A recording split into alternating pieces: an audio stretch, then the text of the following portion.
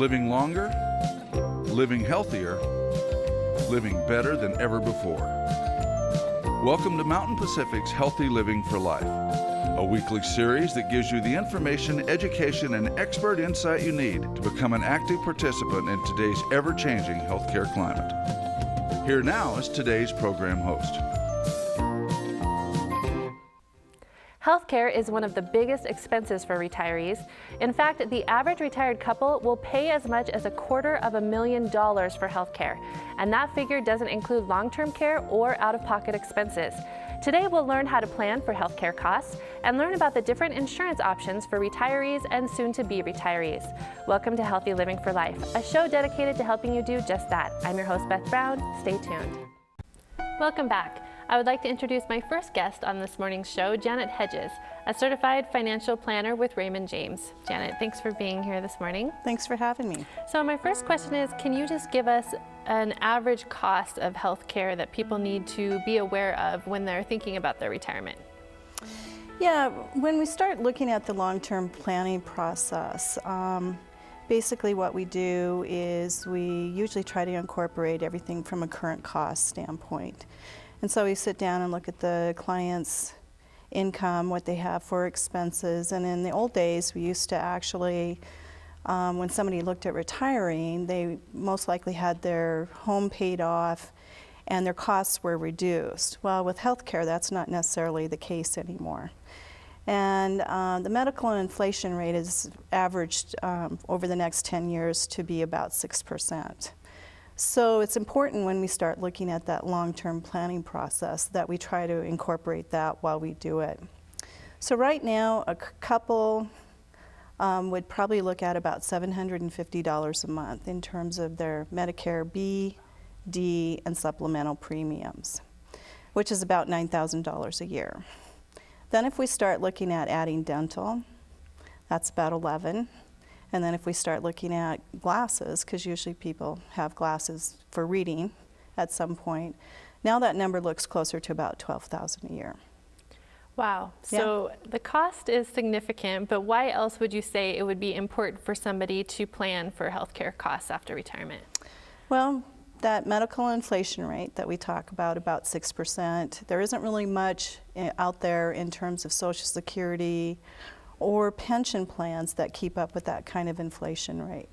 So if we can get that number closer when we're going through the planning process, I think it's important because a couple or an individual could very easily outspend what they have for savings very quickly. So how do you go about estimating or planning for those costs then? Well, again, what we do is we sit down and we look at what are the current expenses that somebody's looking at. We're looking at what they have for savings, how much they're putting aside every month or every year. If there's any employer match, if somebody's working and they have an employer match, we look at that. We look at what their goals are, so what their time frame is, and then estimate what they'll probably be looking at for retirement expenses going forward. Usually there's an inflation factor that is put in on that, and then basically, depending on how the plan comes out, we may look at making some adjustments. How do you plan for current medical conditions that a person might have during the planning process? That is a little bit difficult. So what we usually do is we talk about what is your current health situation. Obviously, if somebody has a health condition right now, I have a couple that have some pretty significant health issues out there, and planning for how that will progress.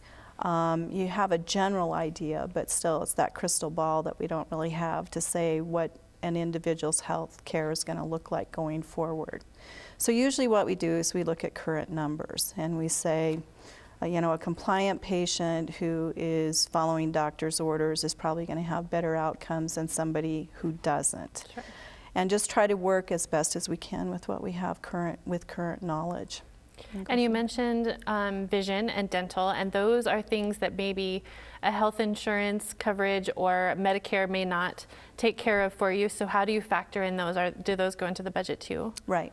So usually if somebody currently, with dental, obviously, if somebody's has dentures, their dental might be a little bit less, but we factor those in. So that $12,000 number is a pretty good number to start with most people if it's a couple. Okay, and sticking with the topic of a couple, if they have pooled savings or investments, do they have fewer difficulties then with paying for health care?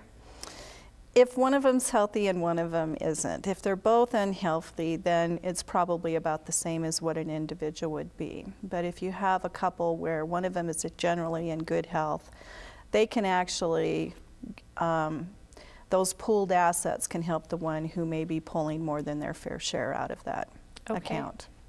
And when you're working with a client and looking at how to plan, do you also determine at what age they might be able to retire? Right, so that's part of the planning process, is we look at what's the goal, what's the time frame, and then once everything is factored in, and there's several different software programs, but it's based on averages, average rates of return, things like that. And if it turns out that maybe it looks like they might have some difficulty meeting that goal, then we go back to the drawing board and say, do we need to do something different? Can we start saving more now?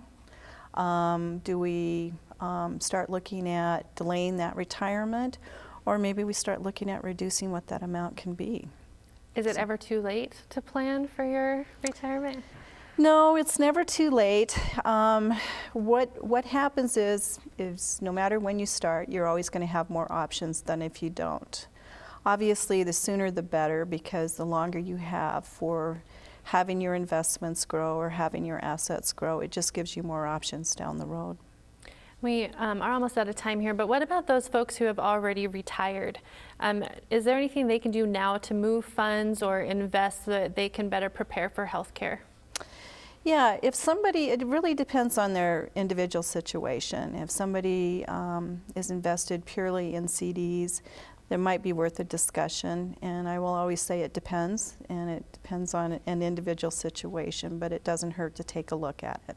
Okay, perfect. Thank you so much for all your time, Janet. Great. Good information. Thank We'll you. be back with more healthcare planning and financial planning right after this. Stay with us.